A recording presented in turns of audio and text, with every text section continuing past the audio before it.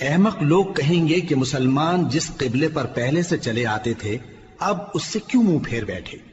تم کہہ دو کہ مشرق اور مغرب سب اللہ ہی کا ہے،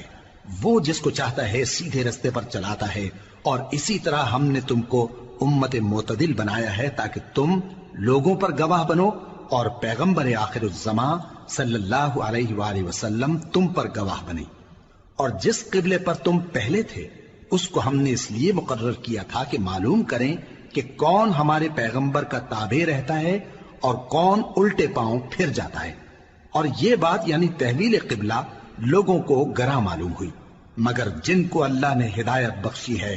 وہ اسے گراں نہیں سمجھتے، اور اللہ ایسا نہیں کہ تمہارے ایمان کو یوں ہی ضائع کر دے۔ اللہ تو لوگوں پر بڑا مہربان ہے، صاحب رحمت ہے۔ اے پیغمبر صلی اللہ علیہ وآلہ وسلم، ہم تمہارا آسمان کی طرف منہ اٹھانا دیکھ رہے ہیں، سو ہم تم کو اسی قبلے کی طرف جس کو تم پسند کرتے ہو منہ کرنے کا حکم دیں گے، تو اپنا منہ مسجد حرام یعنی خانہ کعبہ کی طرف پھیر لو، اور تم لوگ جہاں ہوا کرو نماز پڑھنے کے وقت اسی مسجد کی طرف منہ کر لیا کرو۔ اور جن لوگوں کو کتاب دی گئی ہے وہ خوب جانتے ہیں کہ یہ نیا قبلہ ان کے پروردگار کی طرف سے حق ہے، اور جو کام یہ لوگ کرتے ہیں اللہ ان سے بے خبر نہیں۔ اور اگر تم ان اہل کتاب کے پاس تمام نشانیاں بھی لے کر آؤ تو بھی یہ تمہارے قبلے کی پیروی نہ کریں، اور تم بھی ان کے قبلے کی پیروی کرنے والے نہیں ہو، اور ان میں سے بھی بعض کے قبلے کے پیرو نہیں۔ اور اگر تم باوجود اس کے کہ تمہارے پاس علم یعنی اللہ کا حکم آ چکا ہے ان کی خواہشوں کے پیچھے چلو گے تو ظالموں میں ہو جاؤ گے۔ جن لوگوں کو ہم نے کتاب دی ہے وہ ان پیغمبر آخر الزمان صلی اللہ علیہ وآلہ وسلم کو اس طرح پہچانتے ہیں جس طرح اپنے بیٹوں کو پہچانا کرتے ہیں، مگر ایک فریق ان میں سے سچی بات کو جان بوجھ کر چھپا رہا ہے۔ اے پیغمبر صلی اللہ علیہ وآلہ وسلم، یہ نیا قبلہ تمہارے پروردگار کی طرف سے حق ہے، تو تم ہرگز شک کرنے والوں میں نہ ہونا، اور ہر ایک شخص کے لیے ایک سمت مقرر ہے جدھر وہ عبادت کے وقت منہ کیا کرتا ہے، تو تم نیکیوں میں سبقت حاصل کرو۔ تم جہاں ہوگے اللہ تم سب کو جمع کرے گا، بے شک اللہ ہر چیز پر قادر ہے۔ اور تم جہاں سے نکلو نماز میں اپنا منہ مسجد حرام کی طرف کر لیا کرو، بے شبہ یہ تمہارے پروردگار کی طرف سے حق ہے، اور تم لوگ جو کچھ کرتے ہو اللہ اس سے بے خبر نہیں۔ اور تم جہاں سے نکلو مسجد حرام کی طرف منہ کر کے نماز پڑھا کرو، اور مسلمانوں تم جہاں ہوا کرو اسی مسجد کی طرف رخ کیا کرو۔ یہ تاکید اس لیے کی گئی ہے کہ لوگ تم کو کسی طرح کا الزام نہ دے سکیں، مگر ان میں سے جو ظالم ہیں وہ الزام دیں تو دیں، سو ان سے مت ڈرنا اور مجھی سے ڈرتے رہنا، اور یہ بھی مقصود ہے کہ میں تم کو اپنی تمام نعمتیں بخشوں، اور یہ بھی کہ تم راہ راست پر چلو۔ جس طرح من جملہ اور نعمتوں کے ہم نے تمہیں میں سے ایک رسول بھیجے ہیں جو تم کو ہماری آیتیں پڑھ پڑھ کر سناتے اور تمہیں پاک بناتے، اور کتاب یعنی قرآن اور دانائی سکھاتے ہیں، اور ایسی باتیں بتاتے ہیں جو تم پہلے نہیں جانتے تھے، سو تم مجھے یاد کیا کرو، میں تمہیں یاد کیا کروں گا، اور میرا احسان مانتے رہنا اور میری ناشکری نہ کرنا۔ اے ایمان والو، صبر اور نماز سے مدد لیا کرو، بے شک اللہ صبر کرنے والوں کے ساتھ ہے۔ اور جو لوگ اللہ کی راہ میں مارے جائیں ان کی نسبت یہ نہ کہنا کہ وہ مرے ہوئے ہیں، وہ مردہ نہیں بلکہ زندہ ہیں، لیکن تم کو شعور نہیں۔ اور ہم کسی قدر خوف اور بھوک اور مال اور جانوں اور میووں کے نقصان سے تمہاری آزمائش کریں گے، اور صبر کرنے والوں کو بشارت سنا دو کہ ان لوگوں پر جب کوئی مصیبت واقع ہوتی ہے تو کہتے ہیں کہ ہم اللہ ہی کا مال ہیں اور اسی کی طرف لوٹ کر جانے والے ہیں۔ یہی لوگ ہیں جن پر ان کے پروردگار کی عنایتیں ہیں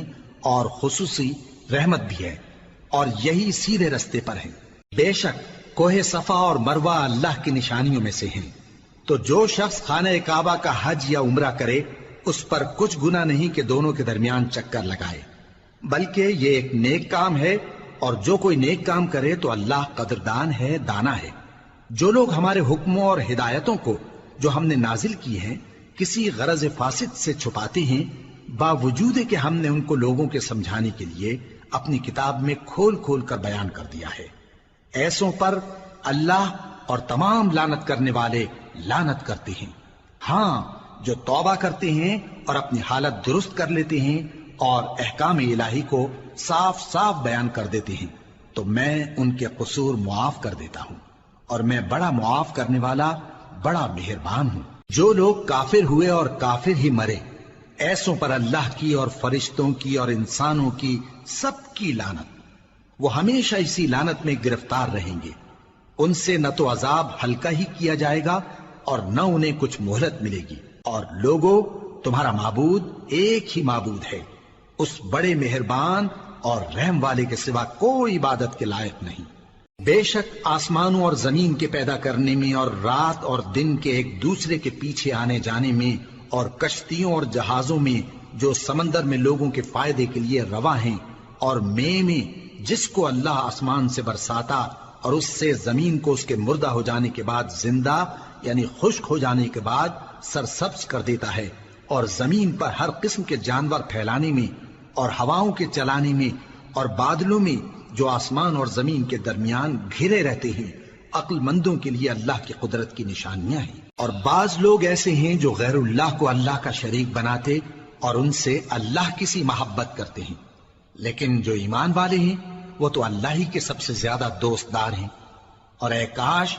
ظالم لوگ جو بات عذاب کے وقت دیکھیں گے اب دیکھ لیتے کہ سب طرح کی طاقت اللہ ہی کو ہے، اور یہ کہ اللہ سخت عذاب کرنے والا ہے۔ اس دن کفر کے پیشوا اپنے پیروں سے بیزاری ظاہر کریں گے اور دونوں عذاب الہی دیکھ لیں گے اور ان کے آپس کے تعلقات منقطع ہو جائیں گے۔ یہ حال دیکھ کر پیروی کرنے والے حسرت سے کہیں گے کہ اے کاش ہمیں پھر دنیا میں جانا نصیب ہو، تاکہ جس طرح یہ ہم سے بیزار ہو رہے ہیں اسی طرح ہم بھی ان سے بیزار ہوں۔ اس طرح اللہ ان کے اعمال حسرت بنا کر دکھائے گا اور وہ دوزخ سے نکل نہیں سکیں گے۔ لوگوں، جو چیزیں زمین میں حلال طیب ہیں وہ کھاؤ، اور شیطان کے قدموں پر نہ چلو، وہ تمہارا کھلا دشمن ہے۔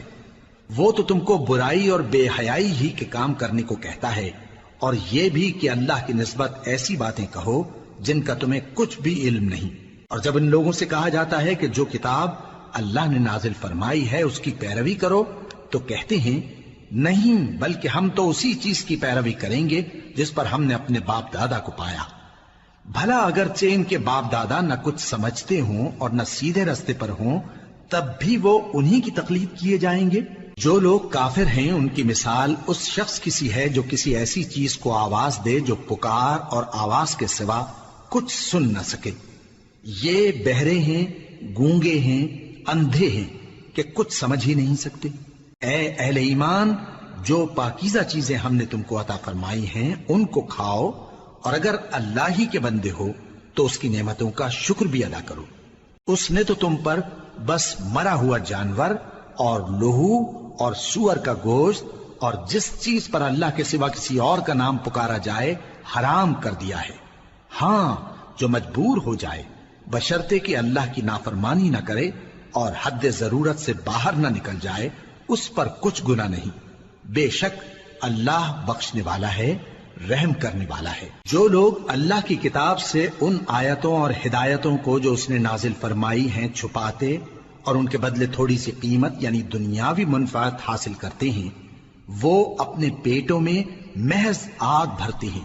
ایسے لوگوں سے اللہ قیامت کے دن نہ کلام کرے گا اور نہ ان کو گناہوں سے پاک کرے گا،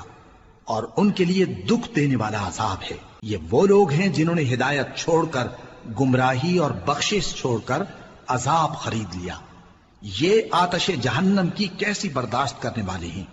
یہ اس لیے کہ اللہ نے کتاب سچائی کے ساتھ نازل فرمائی، اور جن لوگوں نے اس کتاب میں اختلاف کیا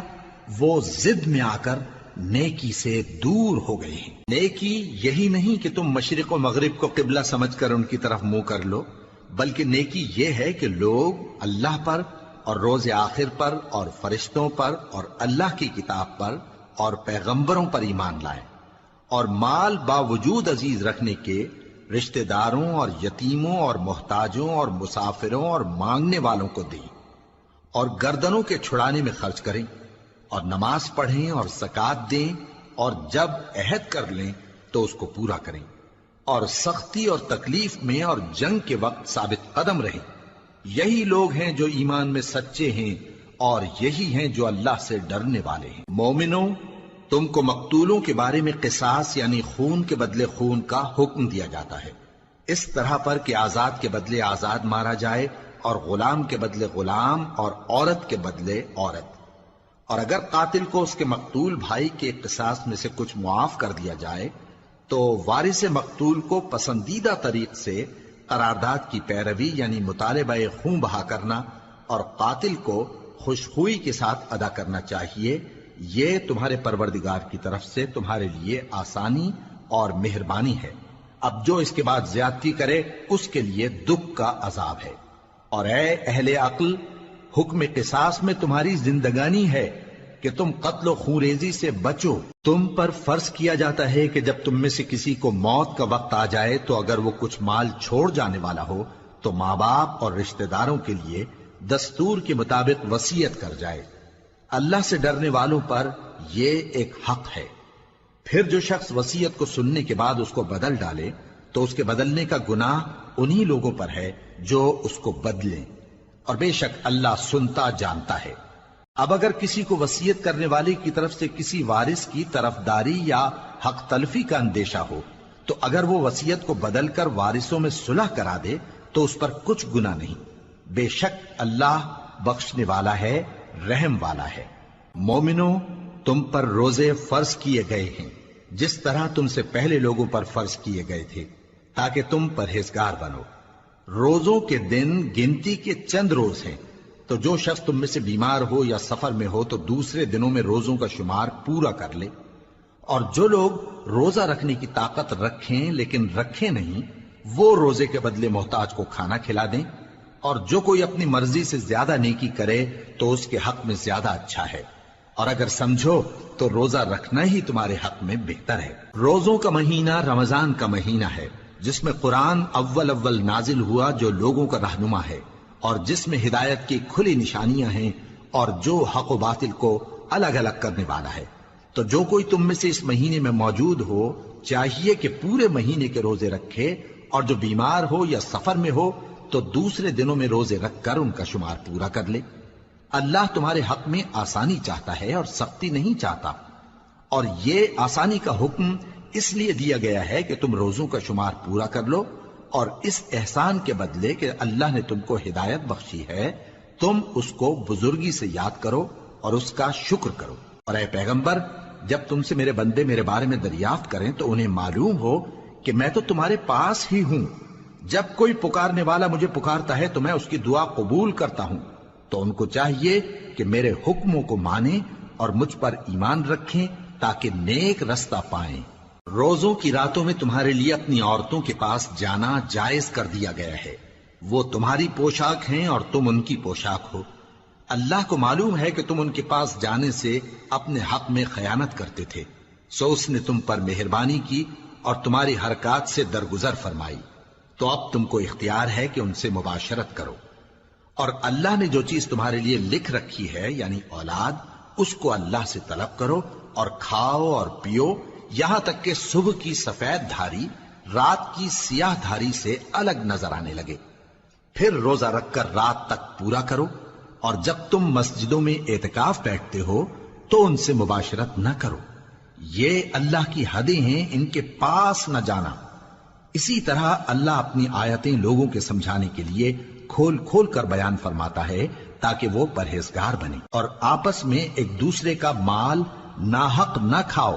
اور نہ اس کو رشوتاً حاکموں کے پاس پہنچاؤ تاکہ لوگوں کے مال کا کچھ حصہ ناجائز طور پر کھا جاؤ، اور اسے تم جانتے بھی ہو۔ اے پیغمبر، لوگ تم سے نئے چاند کے بارے میں دریافت کرتے ہیں کہ گھٹتا بڑھتا کیوں ہے۔ کہہ دو کہ وہ لوگوں کے کاموں کی میعادیں اور حج کے وقت معلوم ہونے کا ذریعہ ہے، اور نیکی اس بات میں نہیں کہ احرام کی حالت میں گھروں میں ان کے پچھواڑے کی طرف سے آؤ، بلکہ نیکوکار وہ ہے جو پرہیزگار ہو، اور گھروں میں ان کے دروازوں سے آیا کرو اور اللہ سے ڈرتے رہو تاکہ کامیاب ہو جاؤ۔ اور جو لوگ تم سے لڑتے ہیں تم بھی اللہ کی راہ میں ان سے لڑو، مگر زیادتی نہ کرنا، کہ اللہ زیادتی کرنے والوں کو دوست نہیں رکھتا، اور ان کو جہاں پاؤ قتل کر دو، اور جہاں سے انہوں نے تم کو نکالا ہے یعنی مکے سے، وہاں سے تم بھی ان کو نکال دو۔ اور دین سے گمراہ کرنے کا فساد قتل و خونریزی سے کہیں بڑھ کر ہے، اور جب تک وہ تم سے مسجد حرام یعنی خانہ کعبہ کے پاس نہ لڑیں تم بھی وہاں ان سے نہ لڑنا۔ ہاں اگر وہ تم سے لڑیں تو تم ان کو قتل کر ڈالو، کافروں کی یہی سزا ہے۔ پھر اگر وہ باز آ جائیں تو اللہ بخشنے والا ہے، رحم کرنے والا ہے۔ اور ان سے اس وقت تک لڑتے رہنا کہ فساد نابود ہو جائے اور ملک میں اللہ ہی کا دین غالب ہو جائے۔ پھر اگر وہ فساد سے باز آ جائیں تو ظالموں کے سوا کسی پر زیادتی نہیں کرنی چاہیے۔ ادب کا مہینہ ادب کے مہینے کے مقابل ہے، اور ادب کی چیزیں ایک دوسرے کا بدلہ ہیں۔ پس اگر کوئی تم پر زیادتی کرے تو جیسی زیادتی وہ تم پر کرے ویسی ہی تم اس پر کرو، اور اللہ سے ڈرتے رہو اور جان رکھو کہ اللہ ڈرنے والوں کے ساتھ ہے۔ اور اللہ کی راہ میں مال خرچ کرو اور اپنے آپ کو ہلاکت میں نہ ڈالو، اور نیکی کرو، بے شک اللہ نیکی کرنے والوں کو دوست رکھتا ہے۔ اور اللہ کی خوشنودی کے لیے حج اور عمرے کو پورا کرو، اور اگر راستے میں روک لیے جاؤ تو جیسی قربانی میسر ہو کر دو، اور جب تک قربانی اپنے مقام پر نہ پہنچ جائے سر نہ منڈاؤ۔ اور اگر کوئی تم میں بیمار ہو یا اس کے سر میں کسی طرح کی تکلیف ہو تو اگر وہ سر منڈا لے تو اس کے بدلے روزے رکھے یا صدقہ دے یا قربانی کرے۔ پھر جب تکلیف دور ہو کر تم مطمئن ہو جاؤ تو جو تم میں حج کے وقت تک عمرے سے فائدہ اٹھانا چاہے وہ جیسی قربانی میسر ہو کرے، اور جس کو قربانی نہ ملے وہ 3 روزے ایام حج میں رکھے اور 7 جب واپس ہو، یہ پورے 10 ہوئے۔ یہ حکم اس شخص کے لیے ہے جس کے اہل و عیال مکے میں نہ رہتے ہوں۔ اور اللہ سے ڈرتے رہو اور جان رکھو کہ اللہ سخت عذاب دینے والا ہے۔ حج کے مہینے معین ہیں جو معلوم ہیں، تو جو شخص ان مہینوں میں حج کی نیت کر لے تو حج کے دنوں میں نہ عورتوں سے اختلاط کرے، نہ کوئی برا کام کرے اور نہ کسی سے جھگڑے۔ اور جو نیک کام تم کرو گے وہ اللہ کو معلوم ہو جائے گا۔ اور زاد راہ یعنی رستے کا خرچ ساتھ لے جاؤ، کیونکہ بہترین زاد راہ پرہیزگاری ہے۔ اور اے اہل عقل مجھی سے ڈرتے رہو، اس کا تمہیں کچھ گناہ نہیں کہ حج کے دنوں میں بذریعہ تجارت اپنے پروردگار سے روزی طلب کرو۔ اور جب عرفات سے واپس ہونے لگو تو مشعر حرام یعنی مزدلفہ میں اللہ کا ذکر کرو، اور اس طرح ذکر کرو جس طرح اس نے تم کو سکھایا، اور اس سے پیشتر تم لوگ ان طریقوں سے محض ناواقف تھے۔ پھر جہاں سے اور لوگ واپس ہوں وہیں سے تم بھی واپس ہو، اور اللہ سے بخشش مانگو، بے شک اللہ بخشنے والا ہے، رحمت کرنے والا ہے۔ پھر جب حج کے تمام ارکان پورے کر چکو تو مینا میں اللہ کو یاد کرو جس طرح اپنے باپ دادا کو یاد کیا کرتے تھے، بلکہ اس سے بھی زیادہ۔ اور بعض لوگ ایسے ہیں جو اللہ سے التجا کرتے ہیں کہ اے پروردگار ہم کو جو دینا ہے دنیا ہی میں دے دے، اور ایسے لوگوں کا آخرت میں کچھ حصہ نہیں۔ اور بعض ایسے ہیں کہ دعا کرتے ہیں کہ پروردگار ہم کو دنیا میں بھی نعمت عطا فرما اور آخرت میں بھی نعمت بخشیو اور دوزخ کے عذاب سے محفوظ رکھیو۔ یہی لوگ ہیں جن کے لیے ان کے کاموں کا حصہ یعنی اجر نیک تیار ہے، اور اللہ جلد حساب لینے والا ہے۔ اور قیام منا کے دنوں میں جو گنتی کے دن ہیں اللہ کو یاد کرو، اگر کوئی جلدی کرے اور 2 ہی دن میں چل دے تو اس پر بھی کچھ گناہ نہیں، اور جو بات تک ٹھہرا رہے اس پر بھی کچھ گناہ نہیں۔ یہ باتیں اس شخص کے لیے ہیں جو اللہ سے ڈرے، اور تم لوگ اللہ سے ڈرتے رہو اور جان رکھو کہ تم سب اس کے پاس جمع کیے جاؤ گے۔ اور کوئی شخص تو ایسا ہے جس کی گفتگو دنیا کی زندگی میں تم کو دلکش معلوم ہوتی ہے، اور وہ اپنے معافی ضمیر پر یعنی اس بات پر جو اس کے دل میں ہے اللہ کو گواہ بناتا ہے، حالانکہ وہ سخت جھگڑالو ہے۔ اور جب پیٹ پھیر کر چلا جاتا ہے تو زمین میں دوڑتا پھرتا ہے تاکہ اس میں فتنہ انگیزی کرے اور کھیتی کو برباد اور انسانوں اور حیوانوں کی نسل کو نابود کر دے، اور اللہ فتنہ انگیزی کو پسند نہیں کرتا۔ اور جب اس سے کہا جاتا ہے کہ اللہ سے خوف کر تو غرور اس کو گناہ میں پھنسا دیتا ہے، سو اس کو جہنم کافی ہے اور وہ بہت برا ٹھکانہ ہے۔ اور کوئی شخص ایسا ہے کہ اللہ کی خوشنودی حاصل کرنے کے لیے اپنی جان بیچ ڈالتا ہے، اور اللہ بندوں پر بہت مہربان ہے۔ مومنو، اسلام میں پورے پورے داخل ہو جاؤ اور شیطان کے پیچھے نہ چلو، وہ تو تمہارا کھلا دشمن ہے۔ پھر اگر تم احکام روشن پہنچ جانے کے بعد لڑکھڑا جاؤ تو جان رکھو کہ اللہ غالب ہے، حکمت والا ہے۔ کیا یہ لوگ اسی بات کے منتظر ہیں کہ ان پر اللہ کا عذاب بادل کے سائبانوں میں نازل ہو اور فرشتے بھی اتر آئیں اور کام تمام کر دیا جائے؟ اور سب کاموں کا رجوع اللہ ہی کی طرف ہے۔ اے پیغمبر، بنی اسرائیل سے پوچھو کہ ہم نے ان کو کتنی کھلی نشانیاں دیں، اور جو شخص اللہ کی نعمت کو اپنے پاس آنے کے بعد بدل دے تو اللہ سخت عذاب کرنے والا ہے۔ اور جو کافر ہیں ان کے لیے دنیا کی زندگی خوشنما کر دی گئی ہے، اور وہ مومنوں سے تمسخر کرتی ہیں، لیکن جو پرہیزگار ہیں وہ قیامت کے دن ان سے اوپر ہوں گے۔ اور اللہ جس کو چاہتا ہے بے حساب رزق دیتا ہے۔ پہلے تو سب لوگوں کا ایک ہی مذہب تھا، لیکن وہ آپس میں اختلاف کرنے لگے تو اللہ نے ان کی طرف بشارت دینے والے اور ڈر سنانے والے پیغمبر بھیجے، اور ان پر سچائی کے ساتھ کتابیں نازل کی، تاکہ جن امور میں لوگ اختلاف کرتے تھے ان کا ان میں فیصلہ کر دے۔ اور اس میں اختلاف بھی انہی لوگوں نے کیا جن کو کتاب دی گئی تھی، باوجود کہ ان کے پاس کھلے ہوئے احکام آ چکے تھے، اور یہ اختلاف انہوں نے صرف آپس کی ضد سے کیا۔ تو جس امر حق میں وہ اختلاف کرتے تھے اللہ نے اپنی مہربانی سے مومنوں کو اس کی راہ دکھا دی، اور اللہ جس کو چاہتا ہے سیدھا رستہ دکھا دیتا ہے۔ کیا تم یہ خیال کرتے ہو کہ یوں ہی بہشت میں داخل ہو جاؤ گے، اور ابھی تم کو پہلے لوگوں کی سی مشکلیں تو پیش آئی ہی نہیں؟ ان کو بڑی بڑی سختیاں اور تکلیفیں پہنچیں، اور وہ صعوبتوں میں ہلا ہلا دیے گئے، یہاں تک کہ پیغمبر اور مومن لوگ جو ان کے ساتھ تھے سب پکار اٹھے کہ کب اللہ کی مدد آئے گی۔ دیکھو اللہ کی مدد ان قریب آیا چاہتی ہے۔ اے نبی، لوگ تم سے پوچھتے ہیں کہ اللہ کی راہ میں کس طرح کا مال خرچ کریں۔ کہہ دو کہ جو چاہو خرچ کرو، لیکن جو مال خرچ کرنا چاہو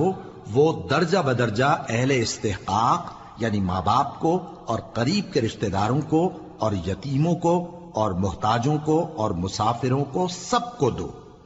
اور جو بھلائی تم کرو گے اللہ اس کو جانتا ہے۔ مسلمانوں، تم پر اللہ کے رستے میں لڑنا فرض کر دیا گیا ہے، اور وہ تمہیں ناگوار تو ہوگا، مگر عجب نہیں کہ ایک چیز تم کو بری لگے اور وہ تمہارے حق میں بھلی ہو، اور عجب نہیں کہ ایک چیز تم کو بھلی لگے اور وہ تمہارے لیے مضر ہو، اور ان باتوں کو اللہ ہی بہتر جانتا ہے اور تم نہیں جانتے۔ اے پیغمبر، لوگ تم سے عزت والے مہینوں میں لڑائی کرنے کے بارے میں دریافت کرتے ہیں، کہہ دو کہ ان میں لڑنا بڑا گناہ ہے،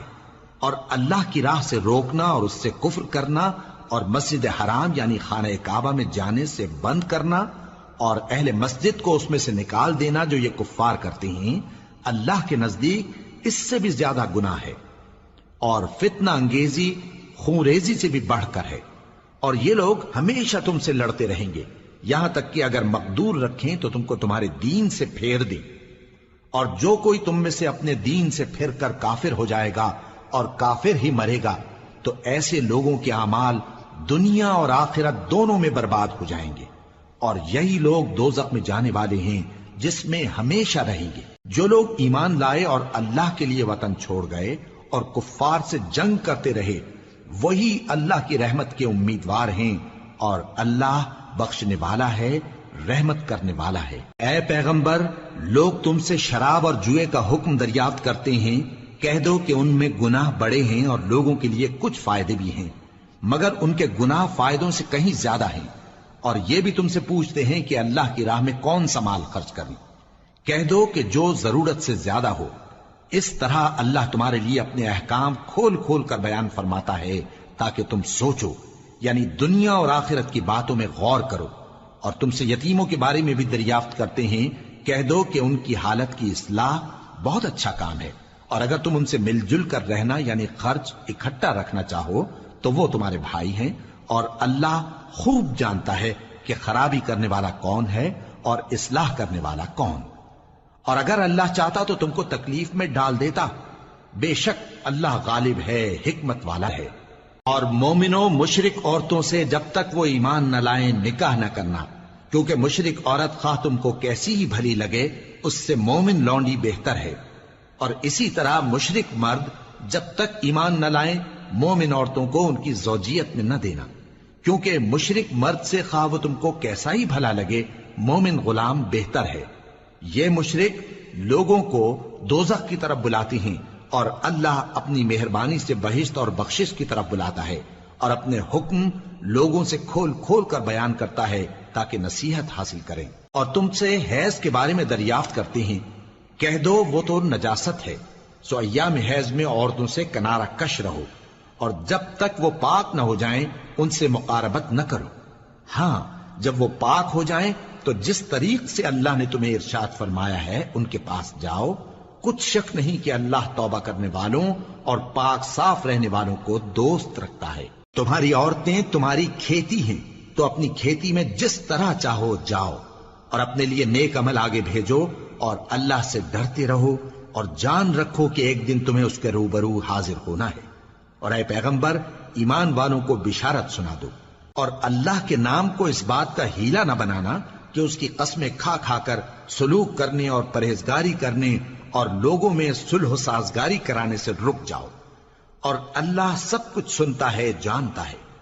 اللہ تمہاری لغو قسموں پر تم سے مواخذہ نہیں کرے گا، لیکن جو قسمیں تم قصد دلی سے کھاؤ گے ان پر مواخذہ کرے گا، اور اللہ بخشنے والا ہے بردبار ہے۔ جو لوگ اپنی عورتوں کے پاس جانے کی قسم کھا لیں ان کو 4 مہینے تک انتظار کرنا چاہیے۔ اگر اس عرصے میں قسم سے رجوع کر لیں تو اللہ بخشنے والا ہے، مہربان ہے۔ اور اگر طلاق کا ارادہ کر لیں تو بھی اللہ سنتا ہے جانتا ہے۔ اور طلاق والی عورتیں 3 حیض تک اپنے تئیں روکے رہیں، اور اگر وہ اللہ اور روز قیامت پر ایمان رکھتی ہیں تو ان کو جائز نہیں کہ اللہ نے جو کچھ ان کے شکم میں پیدا کیا ہے اس کو چھپائیں۔ اور ان کے خاوند اگر پھر موافقت چاہیں تو اس مدت میں وہ ان کو اپنی زوجیت میں لے لینے کے زیادہ حقدار ہیں۔ اور عورتوں کا حق مردوں پر ویسا ہی ہے جیسے دستور کے مطابق مردوں کا حق عورتوں پر ہے، البتہ مردوں کو عورتوں پر 1 درجہ فضیلت ہے، اور اللہ غالب ہے، صاحب حکمت ہے۔ طلاق صرف 2 بار ہے، یعنی جب 2 دفعہ طلاق دے دی جائے تو پھر عورتوں کو یا تو بطریق شائستہ نکاح میں رہنے دینا ہے یا بھلائی کے ساتھ چھوڑ دینا۔ اور یہ جائز نہیں کہ جو مہر تم ان کو دے چکے ہو اس میں سے کچھ واپس لے لو۔ ہاں اگر زن و شوہر کو خوف ہو کہ وہ اللہ کی حدوں کو قائم نہیں رکھ سکیں گے تو اگر عورت خاوند کے ہاتھ سے رہائی پانے کے بدلے میں کچھ دے ڈالے تو دونوں پر کچھ گناہ نہیں۔ یہ اللہ کی مقرر کی ہوئی حدیں ہیں، ان سے باہر نہ نکلنا، اور جو لوگ اللہ کی حدوں سے باہر نکل جائیں گے وہ گناہگار ہوں گے۔ پھر اگر شوہر 2 طلاقوں کے بعد تیسری طلاق عورت کو دے دے تو اس کے بعد جب تک عورت کسی دوسرے شخص سے نکاح نہ کر لے اس پہلے شوہر پر حلال نہ ہوگی۔ ہاں اگر دوسرا خاوند بھی طلاق دے دے اور عورت اور پہلا خاوند پھر ایک دوسرے کی طرف رجوع کر لیں تو ان پر کچھ گناہ نہیں، بشرطے کہ دونوں یقین کریں کہ اللہ کی حدوں کو قائم رکھ سکیں گے،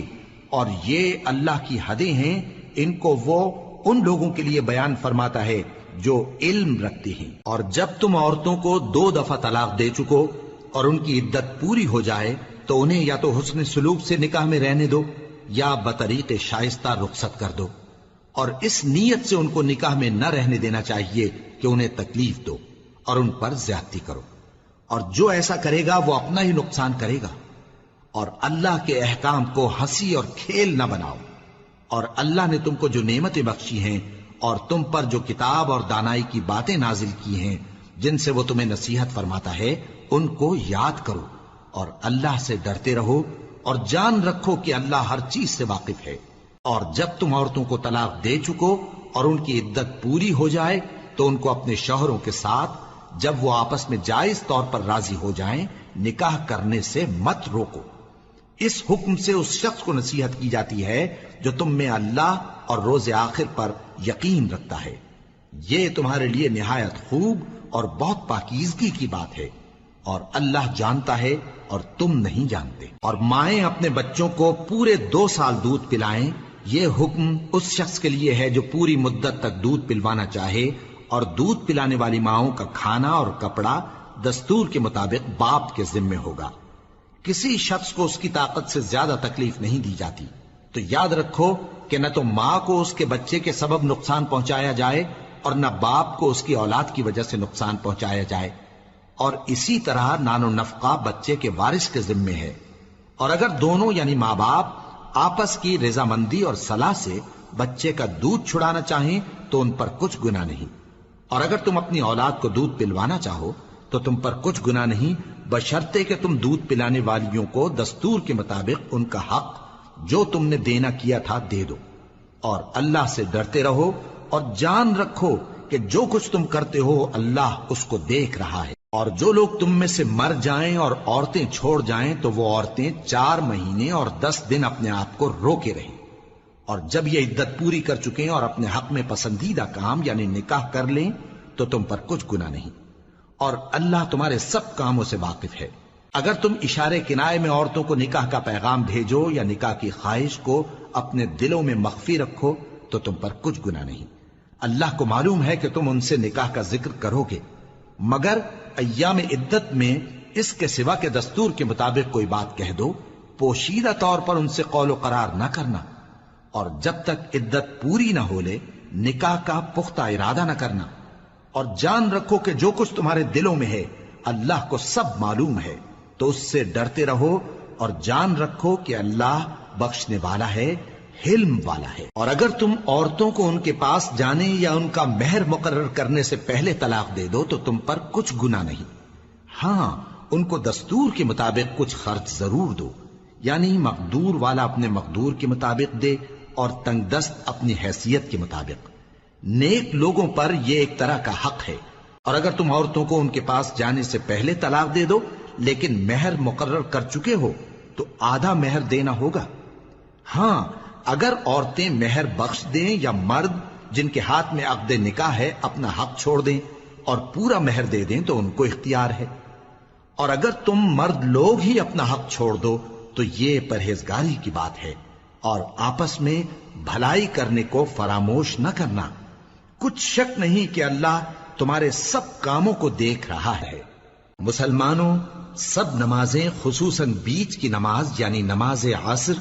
پورے اہتمام کے ساتھ ادا کرتے رہو اور اللہ کے آگے ادب سے کھڑے رہا کرو۔ پھر اگر تم خوف کی حالت میں ہو تو پیادے یا سوار جس حال میں ہو نماز پڑھ لو۔ پھر جب امن و اطمینان ہو جائے تو جس طریق سے اللہ نے تم کو سکھایا ہے جو تم پہلے نہیں جانتے تھے اللہ کو یاد کرو۔ اور جو لوگ تم میں سے مر جائیں اور عورتیں چھوڑ جائیں وہ اپنی عورتوں کے حق میں وصیت کر جائیں کہ ان کو 1 سال تک خرچ دیا جائے اور گھر سے نہ نکالی جائیں۔ ہاں اگر وہ خود گھر سے چلی جائیں اور اپنے حق میں پسندیدہ کام یعنی نکاح کر لیں تو تم پر کچھ گناہ نہیں،